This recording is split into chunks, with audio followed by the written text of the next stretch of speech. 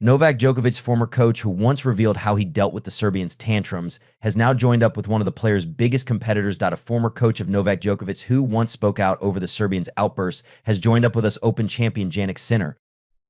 Marco Panicci joined Djokovic's team in 2017 as the player's fitness coach. However, the tennis icon switched up his camp earlier this year, and the trainer has now been picked up by one of Djokovic's biggest rivals.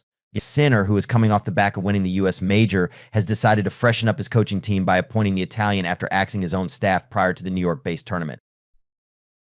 Djokovic has won a record 24 Grand Slam titles, including 4 U.S. Open titles, with Panicci serving on the Serbians team for half of those major victories.